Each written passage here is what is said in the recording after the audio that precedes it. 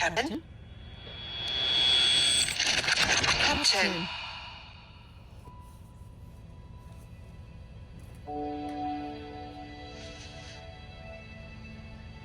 We are listening, Captain.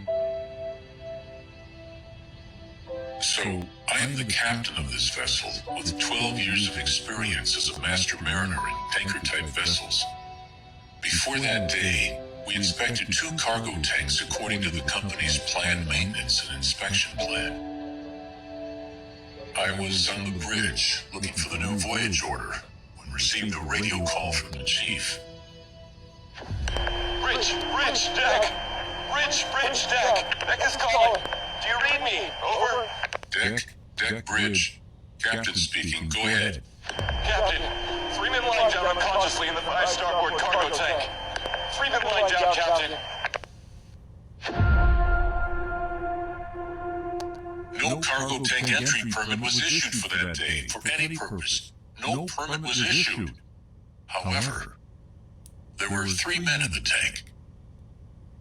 What happened next? Immediately, I raised the general alarm and ran to the deck. Captain, they probably fell to the tank. We cleaned all of them and washed. Yes, Chief, I know. I need to save them. I'm going down, Chief. Captain, wait. The breathing apparatus will be here soon. There's no time. You went down without any precaution? Listen, my crew was looking at me. They were waiting for help. I am professional and know the procedures very well. It was Annex 2 cargo. So you sacrificed yourself for your crew? I did not sacrifice myself. I went down and saved them. Captain, you immediately collapsed when you entered the tank.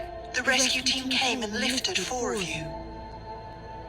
Once the rescue team completed the atmosphere measurement and observed the high concentration of toxic gases, you all evacuated to the shore hospital. How are they now? Captain, I regret to inform you that all 4 of you were pronounced dead.